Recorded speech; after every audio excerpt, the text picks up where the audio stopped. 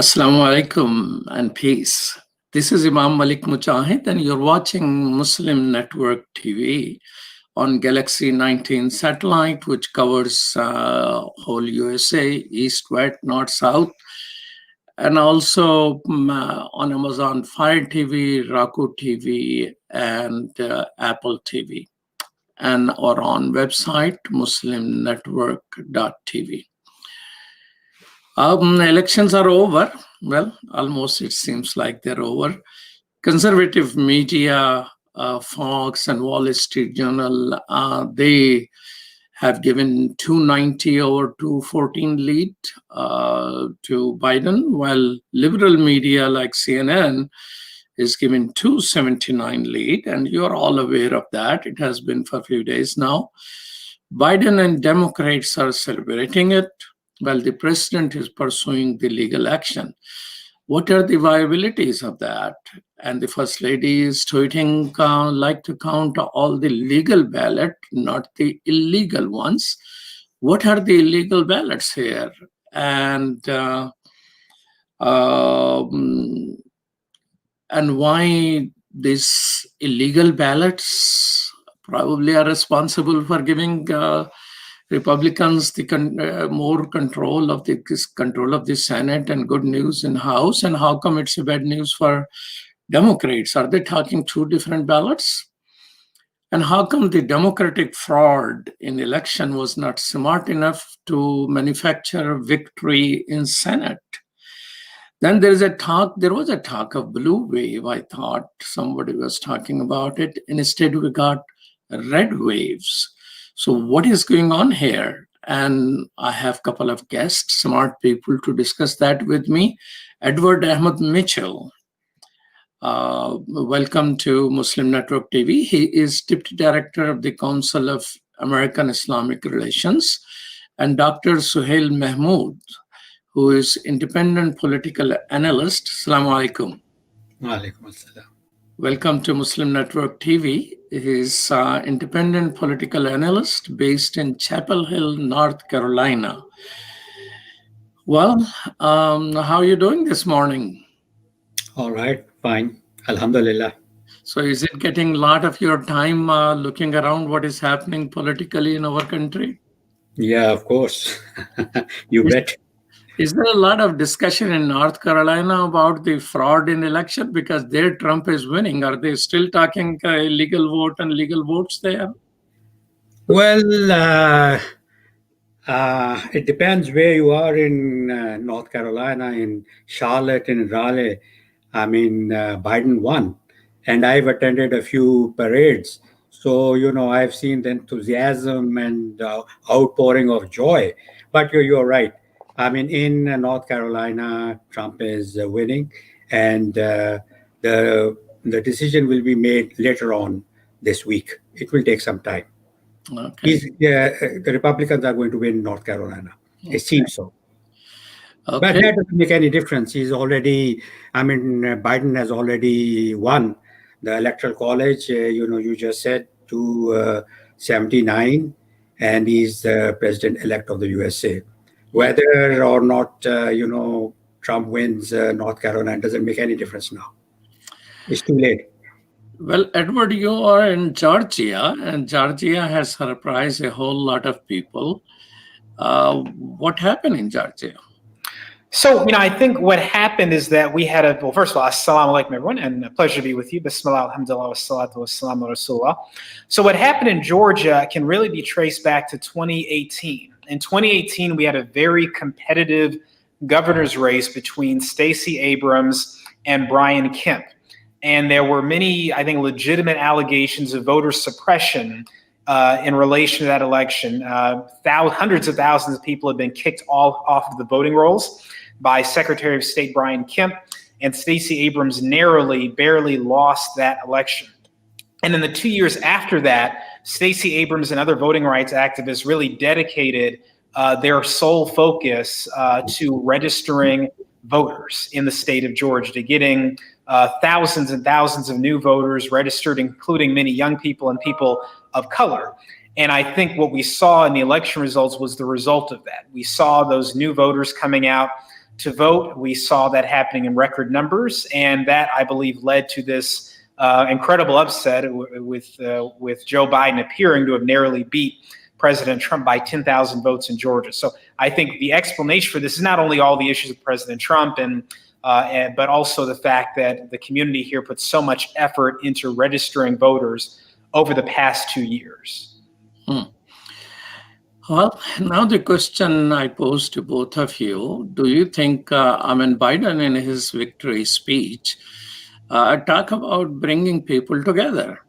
Now, most politicians will say that after an election, but country is really substantially divided. Yes, he got 5 million, probably 5 million more vote than Trump, but Trump also got historically high vote. Nobody ever had as many votes as Biden and Trump, and that is because of divisiveness in the country and all of that. Do you think there is any possibility of him bringing people together? Well, I think what's unique about Joe Biden, there are a few things. So number one, there's nothing really controversial about him as a person. Or in terms of his politics. He's relatively moderate. He's been around for over 40 years. The Republicans don't seem to have a particular disdain for him the way they had for Bill Clinton or Barack Obama. So that's the first thing. The second thing is that because he's been around for so long, he has pretty good personal relationships with Republicans on Capitol Hill, especially Mitch McConnell and some other Republican senators. So that would seem to create the possibility that he could have a better working relationship with them. And the third thing, of course, obviously, is that Joe Biden is an older white man, and so he's not going to have to deal with the racism that motivated so much of the hostility towards President Obama, and he's not going to have to deal with so much of the sexism that motivated hostility towards Hillary Clinton, and he's not going to have to deal with the anti-Semitism that would have motivated hostility to, for example, Bernie Sanders. So he's going to not necessarily have to deal with a lot of the drama that other presidents and presidential candidates would have experienced. But having said that, I'm not convinced he'll be able to bring people completely together, especially given that millions of people may end up believing President Trump's claim that this election was stolen from him. If they don't think the result was legitimate, then it's going to be very hard for President Biden to form ties with them. But again, a lot of that may be outside of his control. He can only try. So, Dr. Sohail Mahmood, do you think Biden, while have relationship, being a centrist and being around and friendship across the aisle and all that, but what about the stuff between centrist Democrat and progressive Democrats? So there seems to be some news already out there. Some people blaming the progressives and progressive responding that you didn't lose election because of us, because we won. You lost it because you were not supportive of these things. So do you think he will be able to keep whatever strength he has gained at this moment? Okay, before I get into that, let me please, if I may, the present situation in the Senate is that the Democrats have 48 and the Republicans have 48. There are 4 seats, that have to be decided. There is a runoff in Georgia on 2 seats, on January 5. So, like my friend pointed out, Georgia, the Democrats are already 10,000 lead, so they might get Georgia, and they are going to work very hard to get those 2 Senate seats. If that happens, then the Democrat will be 50, and with the 50, they have a majority in the Senate because the vice president, of the USA has the legal power for a tie. If there's a tie between the Democrats and the Republicans, 50-50, then Hillary and then Kamala Harris, inshallah, will cast her vote and the Democrats will get a majority. So I just wanted to correct that. There is a chance that the Democrats can have a majority in the Senate as well. Okay, having said that. Now, I don't want to get into that because the Democrats are at they are in the celebration mode, and there's a spontaneous outpouring of joy. It was a roller coaster as far as the election is concerned. Remember, this is the sixth day, and it took 5 days for the election results to come in, and the Republicans were winning in the beginning because the Democrats, majority of them were mail-in votes, while majority of the Republicans were polling on election day on November 3rd. Well, anyway, it was a roller coaster, and there was a lot of concern in the first day. It becomes a very important question that it is only 6 days, but already progressives and centrists are Yes. Democratic Party are publicly. Yes, that has. I acknowledge that. So do you that think has that started, Edward and Heritage- that is a very big challenge for Joe Biden, President-elect Joe Biden. there is going to be a possibility that the alliance which came together, progressive, unlike the Hillary's time, were more cooperative, and seems like centrists try to accommodate them. But when this cabinet positions and making difficult decisions, what do you think? Do you think, in view of Republican gains in the Congress, they will be able to still work with each other, or it will be an open field? Yes, I think they will be able to. Oh, you're asking me? I'm asking Edward. Okay, sure. So I think that President Biden, if that indeed comes to pass, is probably going to try his best to balance out his cabinet, throw a bone to everyone, so to speak. I think his inclination is to have a cabinet that is led and steered by people who share his somewhat moderate views on domestic and international issues. But I think he knows that he's going to have to satisfy the more progressive wing of the party. So I suspect you might see a few cabinet positions occupied by prominent or respected, quote unquote, progressive voices, while other positions that are very critical are occupied by people that are more satisfactory to the moderate side of the aisle. I don't think he's going to make everyone happy. I suspect the moderates will be happier than the progressives, if only because the Senate will be so narrowly divided that even if he wanted to, for example, appoint, let's say, Bernie Sanders as the labor secretary, what are the chances that Bernie Sanders can get through a Senate vote, or Elizabeth Warren as Treasury Secretary? What are the chances they can get through a Senate vote? The only way would be if you either have the Democrats win control of the Senate through these elections in Georgia and then have Kamala Harris break a tie, or you get some Republicans to approve them because the Republicans know that if Bernie Sanders leaves office, or if Elizabeth Warren leaves office, their states have Republican governors who could then appoint Republicans or Republican-friendly replacements. So long story short, there are scenarios in which I think Joe Biden would appoint progressives. I think he will appoint a few, not that many. And I think the makeup of the Senate will really be the ultimate determinant of what that cabinet ends up looking like.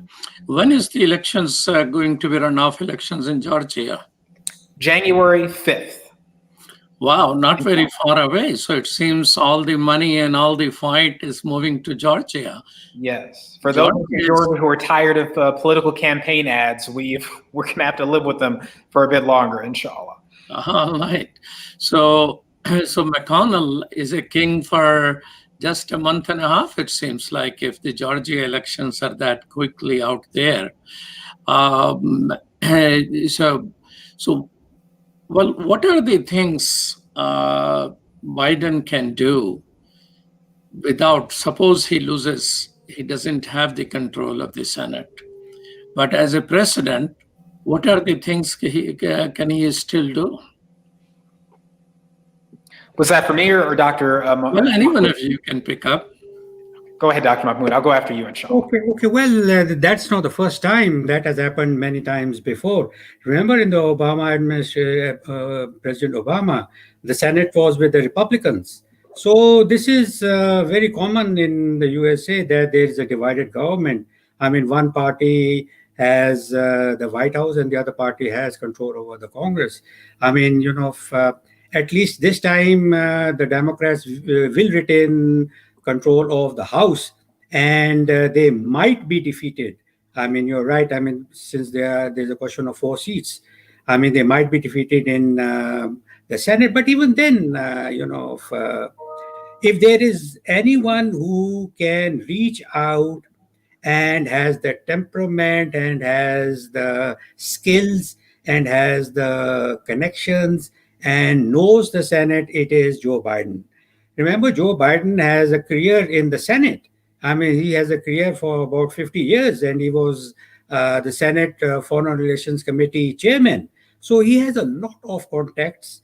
He has a lot of friends in the Senate. He's a very nice person, and he can do business. He can do business with even Lindsey Graham, and he can do business with Mitch McConnell, because he has a lot of experience. He spent a lifetime in the Senate. So that is a challenge. I mean, but that is a challenge that Obama faced also. I mean, in his 8 years in President but Obama he will has be able to overcome it. President Obama, so you're on the hopeful side. That's very good. But Republicans have to keep their constituencies happy as well. They got 70 million votes as well. So this is going to be, President Obama has the full Congress, Senate, and House with him initially. Later on, he lost that. Now, President-elect Biden has appointed a pandemic task force of 13 health experts and 3 chairs, so altogether 16.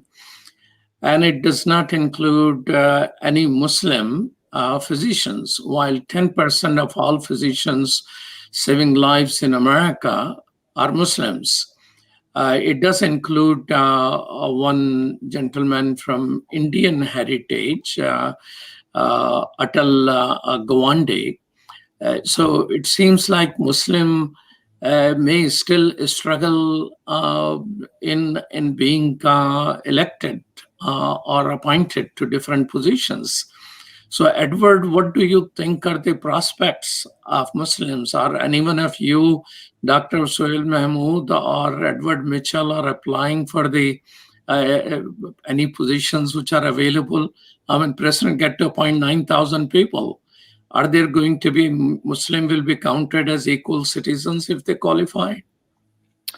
Well, Joe Biden has said privately and publicly that he will include Muslim Americans at every level of his administration. And that was his language, every level. So if you take that literally, that means the cabinet, that means staff positions, it means your lower positions. So, we'll see if that comes to pass. I think one of the demands of the Muslim community is definitely that Muslims be included. And again, it's important for Muslims to be included, not for the sake of token reasons, not just to have a seat at the table, but because so many of the decisions that the president of the United States makes impact the Muslim community here and abroad. And we want to make sure a Muslim perspective is involved in those conversations, contributes to those conversations, inshallah. And then, you'll see where the chips fall, but at least we want to make sure we're part of the conversation and hopefully influencing policy for the better. I think in terms of the coronavirus task force, I think that's a good point. There are not any Muslims on that, even though there are many Muslim doctors, medical professionals all around this country. An obvious prominent Muslim doctor is Abdul al-Sayed, who has experience as both a politician and a doctor. So we hope that we will see him considered for a position.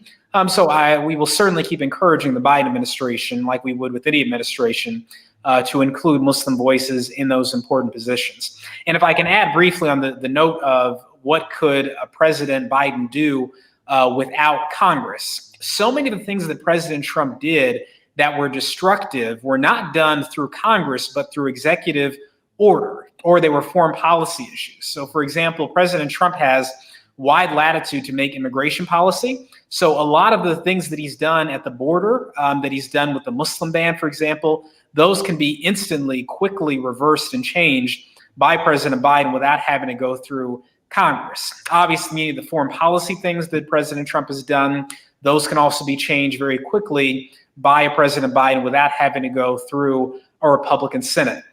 The main thing that would have to go through a Republican Senate that President Trump has done that could not be undone easily would be the tax cuts, would be changes to the healthcare law, Obamacare. All of that would, or comprehensive immigration reform, all of that would require congressional input. But President Trump did not have a lot of legislative success. It was more so simple policy decisions he made that could be pretty easily reversed by a President Biden. You're watching Muslim Network TV. This is Imam Malik Mujahid. I'm talking with Dr. Sohail Mahmood and Edward Mitchell, and we'll be right back after these messages.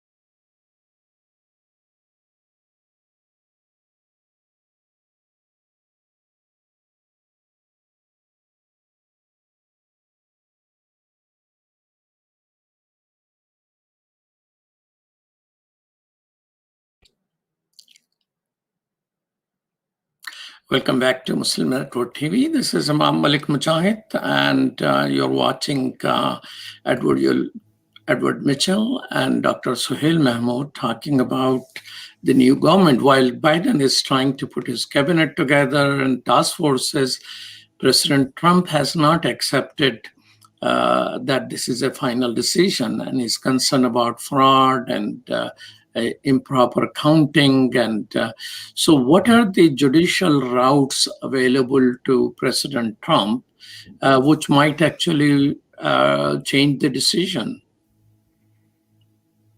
Does anyone of you have any idea on this?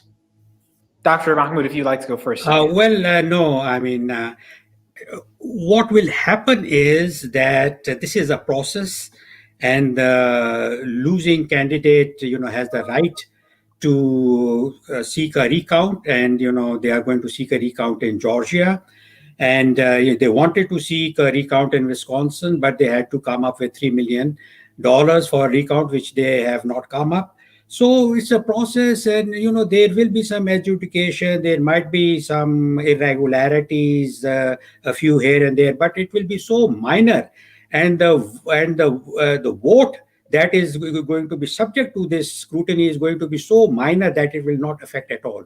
I mean, President-elect Biden will become the president on January 20th. There's nothing that Trump can do.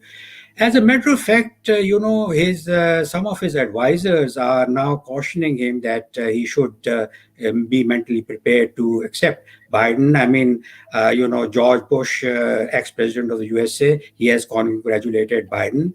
His son-in-law, Jared Kushner, and his wife, they are also going to talk to him. I mean, there are a few people like Lindsey Graham and, Ted Cruz, who are bent on instigating this challenge. But on the other hand, there are Mitt Romney and the Alaskan Senator Lisa. Both of them have acknowledged and they have congratulated Biden. So what I think is, this is my personal opinion, that this is more of a it's a face saving for Trump, because of his temperament, because of his, that he's a tough man. He's not going to he's not going to concede at all. But technically speaking, if he doesn't concede, doesn't make any difference. I mean, Biden will become president on January 20th, so he cannot do anything. And as far as the challenges are concerned, the fact of the matter is that most of these challenges are being thrown out by the courts. And there will be hundreds of challenges. But the challenges are, and the most important thing is that the lawsuits, I have gone through the lawsuits, which people like Gulani, who is a personal lawyer of Trump, they are going to bring to the courts. They are from today, The laws do not say that there has been widespread cheating. All the laws who says is there have been a little bit of irregularities. That's all. It doesn't make any difference. The best thing President Bush did was not only he congratulated Biden, but he congratulated Trump also for getting such a high number of votes. Yes, yes. And highest in the nation. Yes. So he is trying to develop some leverage, it seems, there. Edward, we have history in what judiciary has decided elections. And so of course, courts will make decisions in this regard if there is any evidence of fraud, if the monitoring was allowed to Republican or not, and the legality of multiple variations in state laws, that how late the vote could be counted. Some states will be counting vote until today if they receive it by today. So what are the routes, do you think, judicial routes for the Republican team, other than not counting the political rhetoric in this regard? So they're trying different things in different states. I almost want to call it a throw everything against the wall and see what sticks approach. So, for example, in Pennsylvania, is that a legal approach? Sometimes that is not, but you never know. Sometimes some things stick. So in Pennsylvania, for example, their main argument seems to be that some of the counting occurred. Two things: one, that some of the counting occurred without poll watchers being able to properly observe the counting. That's one argument. And the second argument seems to be that they're arguing that any votes that arrived after 8 p.m. on election day, that arrived in this 3-day grace period after the election, should not be counted. So that's in Pennsylvania. Now, the problem with that is that so far the first argument has been proven largely false. A judge almost mocked the Trump campaign attorneys when they raised this argument, because the Trump poll watchers have been in the room. They have been monitoring, as far as we all know, and they were allowed to get a little closer, within 6 feet, at the order of a judge. But in any case, that doesn't change anything, right? It's just a question of how close you get to be when they're counting the votes, but the votes were counted accurately. And then as for the other issue, the second issue, that also we don't think is going to go anywhere. Number one, because the number of votes that have come in after the 3 days, that was allowed by the Supreme Court initially, so it would be strange for them to reverse course. But even if they do, those aren't enough votes to change the outcome of the election. Those aren't enough votes to take away Biden's lead, it appears. In Michigan, they've been arguing something similar, issues with access. In Nevada, they're arguing that there are some people who have dual residence in Nevada and California, maybe 3,000 people, they say, and that they shouldn't be able to vote. Nevada law apparently allows them to vote, and in any case, 3,000 people is not enough to change the results. And then in Arizona, they seem to not be sure what they want to argue there. The votes are still being counted. It's a Republican-controlled state. And so I don't even know what they're going to be arguing there. And then Wisconsin, they want to do a recount, which is fine, but there's no evidence that a recount will change the result. And same thing in Georgia. Again, no evidence that a recount would change the result unless they are able to get ballots thrown out. That is, have their poll watchers observe ballots and get enough thrown out based on signature mismatch or some other technicality. That may be what they're hoping for. And the last thing I'll say about them, and then I'll wrap up, is that I think their goal here is to, again, to discredit Biden's victory, that they may understand that he has won, he's going to be inaugurated, but they want to kick up enough dust, enough smoke that at least President Trump's supporters will not consider him a legitimately elected president. And I think their best case scenario would be to win some sort of huge victory in at least one state, again, then to cast doubt on the ultimate result. I think that's the end game here, but I don't see any evidence they're going to actually change the result of this election. Dr. Mahmood, the president talked about in one of his rallies, what am I going to do? Am I going to leave the country? And why that thought occurred to him? What do you think is going on in his mind? Is it because of all the lawsuits and everything which he has immunity to against while he's president, or Justice Department on his side? What will he be doing after he's no longer president? Well, to give the devil his due, Trump achieved something remarkable, I mean, remember he got more votes than he got last time, in 2016. Mhm. He has about 70 million votes, and and the most important thing is that the Republican Party is totally under his shadow now. I mean, there is under his influence, control, what have you. I mean, this is remarkable. Remarkable that many Republicans who are inclined to accept the Biden victory, the Democrat victory, are not speaking up. I mean, there are very few people that are openly congratulating Biden, because they are very concerned about the wrath and because of the anger that Trump can have towards them. And, I agree with my friend. Trump is not going to concede, and he's going to keep on harping that this election has been stolen, although there is no evidence. And he cannot stop Biden from becoming president. I'm repeating myself, but the plan is that Trump is going to be in the position of a kingmaker in the future. There's no doubt about that. The Republican Party has gone under the shadow of Trump, which is remarkable. It was a very powerful party which had its good presidents and has contributed a lot to the growth of democracy in America, and was the alternate to the Democrats. But now what seems to have happened is that this is completely controlled by Trump. So he has a role as a kingmaker. That is his political role. But on the other hand, he is going to face a number of lawsuits that are already, just in the pipeline. Remember, he paid only $750 as income tax.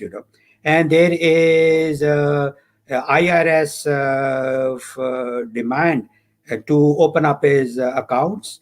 And there is a federal district attorney which is going to ask for,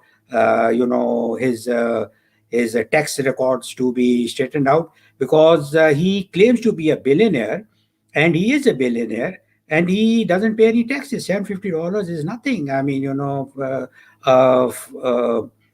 he said that a worker would pay 10 times more in taxes. he said That's he one thing. he's And smart. there are other lawsuits against Trump University, against personal lawsuits. I mean, he is going to be in big trouble. He is going to be in very deep legal trouble because of his business, and because of his conduct, and because of his sexual exploitation. Well, I mean, that is going to happen. He's not going to leave the country. I mean, he has a political standing. I mean, there's no doubt about it. He has a political standing in there. Let me ask you, Brother Edward, that why, not only he increased his votes substantially, the two groups he has majority, of course, are white male and white women, by and large. But how come he was able to double his vote among blacks and Muslims?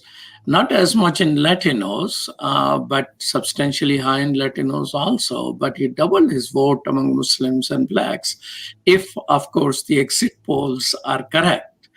And I'm seeing, that debates and discussion on social media I have seen among Muslims.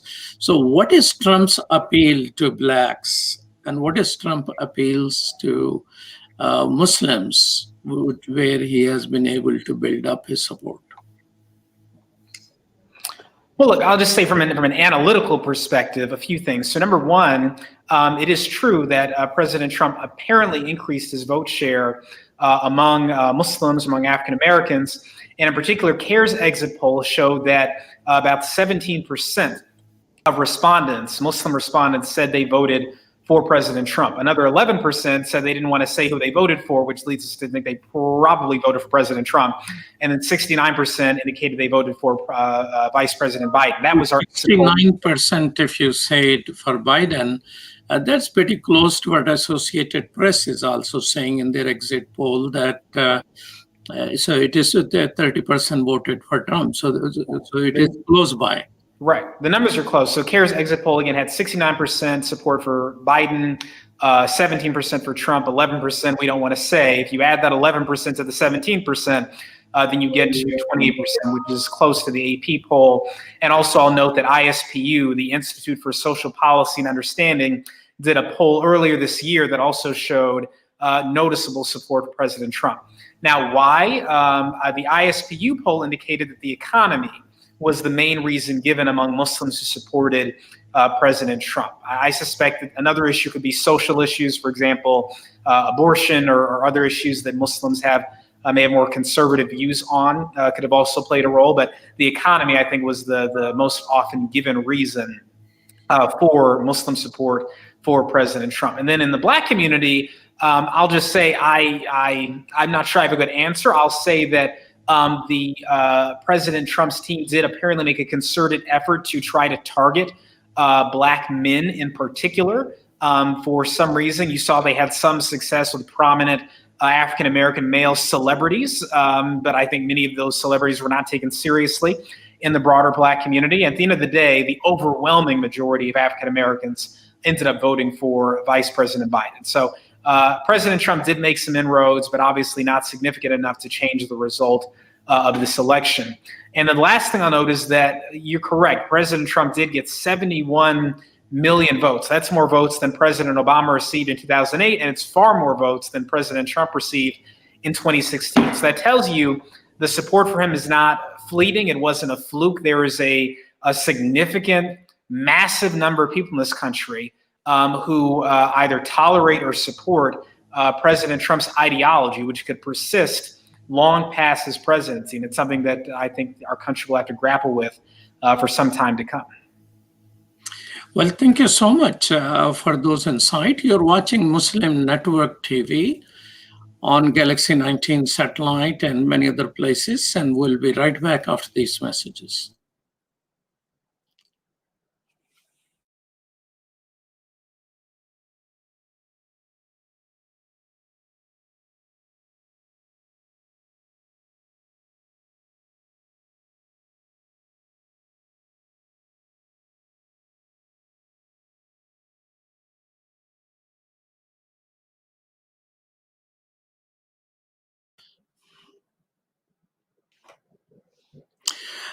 Before we go to next question, I wonder if Dr. Sohail Mahmood has any insight about why Muslim vote more than doubled for President Trump, because social issues were there even before. Republican Party has always been conservative. Most Muslims are conservative on those issues, but this person has nothing positive to say about Muslims.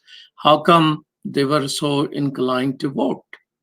Well, the economy, you know. Most of the reason is the economy, because Trump was before COVID struck, you know, the economy was doing well, and if COVID had not happened, then the chances of the Republican victory was very high.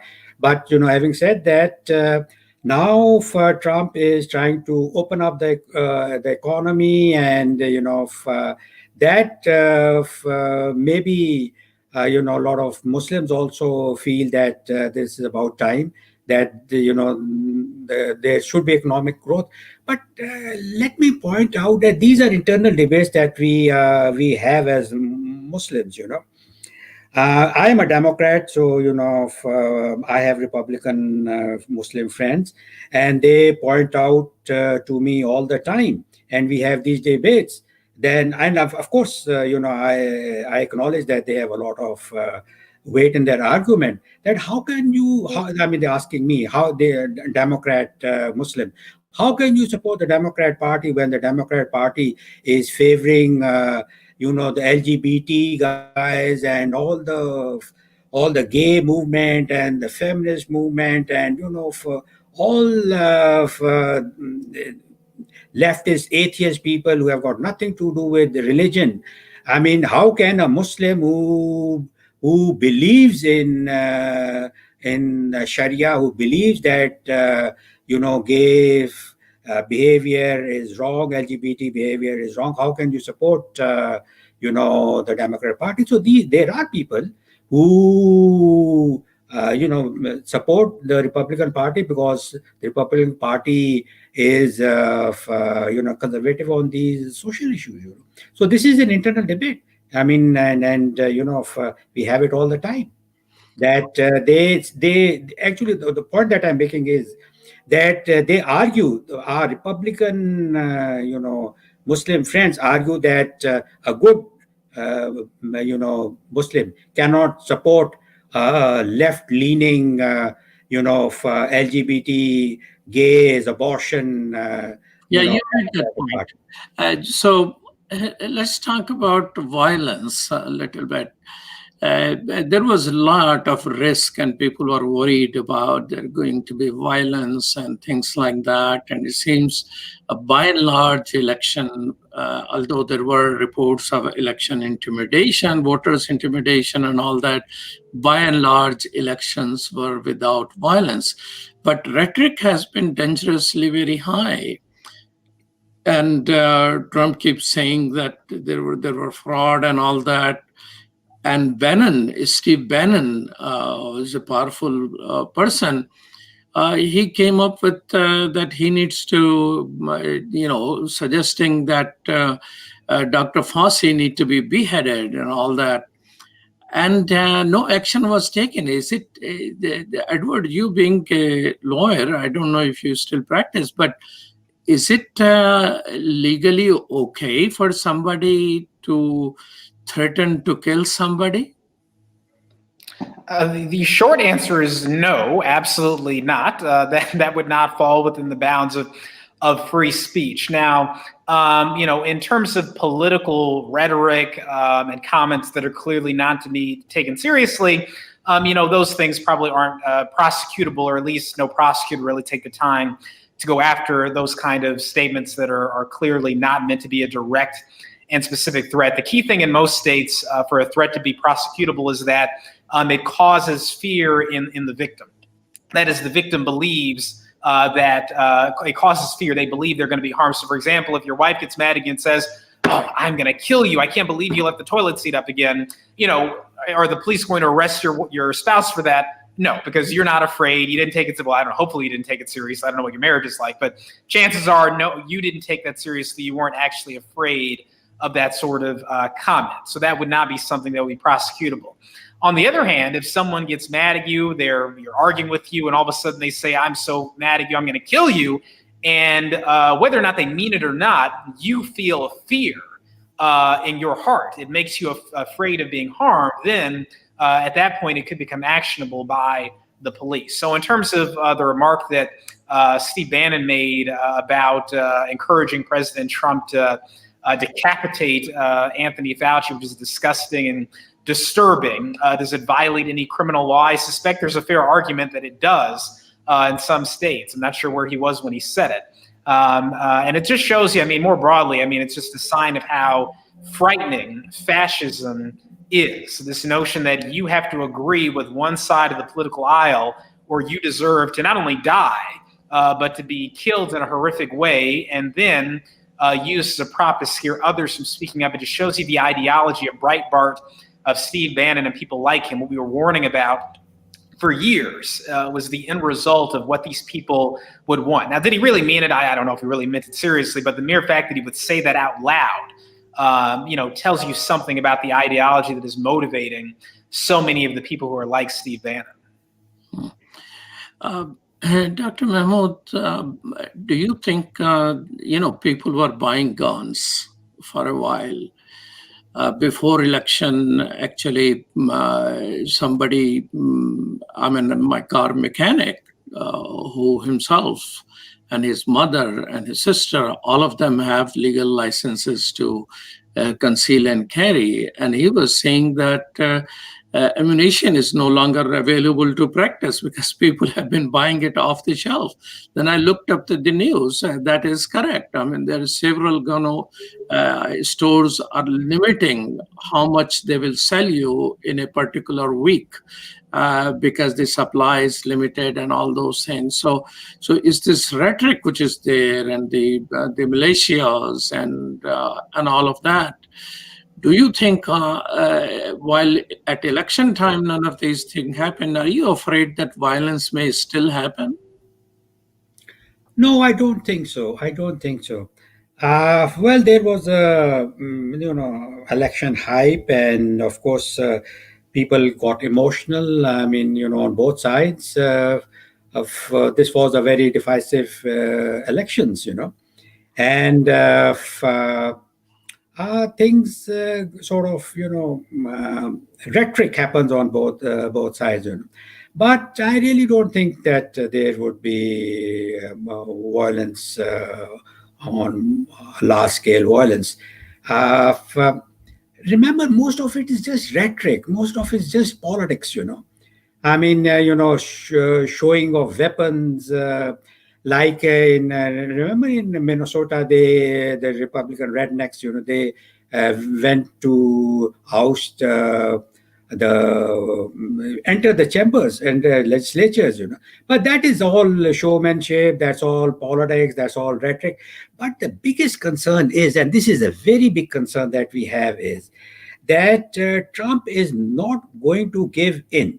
I mean, this is my understanding. I may be wrong. I pray I am wrong, But my understanding of that person is that, he is going to rally his base, his, right-wing, redneck, white supremacist base like you have never seen before. He's not going to admit defeat. He's not going to concede. And, his administration is already creating some problems for the transition. They are not cooperating, and this is day one. So, I mean, and he's going to challenge, and, all that we've talked about that. My real concern is that he has a base. I mean, we have to repeat, it's worth repeating that 71 million people voted for the Republican Party. That is a very, very large number out of 145. I mean, Biden got only 75 million here. So this is a concern. And in the South, in areas where I come from, in North Carolina, redneck, and in the South, I mean, there's a lot of support for the Republican Party and the white supremacists and the rednecks. I mean, they are going to create some trouble, but not violence on a large scale. The reason is, you'll be very surprised that why violence did not happen is because of the media and because of technology. I mean, I've gone through all these areas and I know what I'm talking about. Is that first of all, if you come out in the open and you are brandishing your AK-47 and your Kalashnikovs, and you're about to commit a crime, and you're going about running around, in your pickup, I mean, with your weapons and your rifles, you are bound to be caught by either the media or video camera. I mean, there are hundreds and millions of cameras, and someone is going to take a picture of you and is going to upload that picture on Twitter or Facebook, and the FBI will get hold of that picture, and the FBI is going to trace. So the point is that people who even want to come out and intimidate the Democrats, are afraid that they will be caught either by the police or by a camera and their picture. And it's not only that the police will be after them; their own boss. I mean, Edward, one of the questions which I have is, I was looking at Wall Street journals. They have analyzed who donated to who. And I was surprised to see there seems to be a class shift which has taken place among donors. Most of the donors for President Trump were sort of blue-collar workers. And, which are declared donation. Of course, there are bigger parties and those people who, companies and corporations and big shots putting their money in. But in terms of the people who directly donated to President Trump website, these are smaller number, poorer people, more blue collars, in some type of unions like that on his side. While President President-elect Biden has, strange enough, corporations, employees of bigger corporations, Apple and Microsoft and banks, and among employees were federal employees. A lot of federal employees in a larger number donated to President Biden. So it seems that middle class and richer people were more donating in person to Biden campaign than the Trump campaign. So do you expect any class shift? Because people are already saying that the rural voter and blue collar workers, they were uneducated people or less educated people were on the Trump side.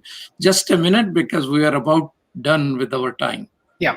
So I'll just say briefly, so I look at it a bit differently. I think President-elect Biden's donors, many of them, I think the overwhelming majority were small donations, many of them from people who were various races, African-American, white, et cetera, including many blue-collar workers. And I think he also undoubtedly, as you noted, did get support from so-called elite walks of life, for example, to the tech world and other people who were more likely to be living in liberal places and be progressive, liberal politically. So I think he got a mix of all of that. I think President Trump also, though, did do something unique, which is to get a lot of support from so-called blue-collar workers as well.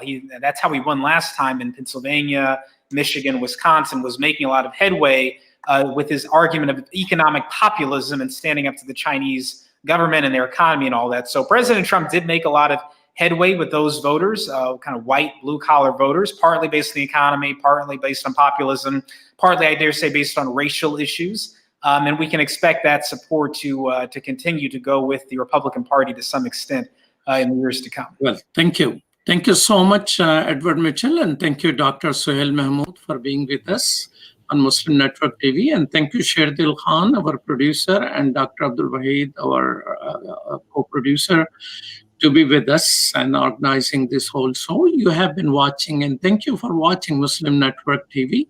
We're on Galaxy 19 satellite, as well as Apple TV, Fire TV, Roku, and our own website, muslimnetwork.tv. Peace and salam.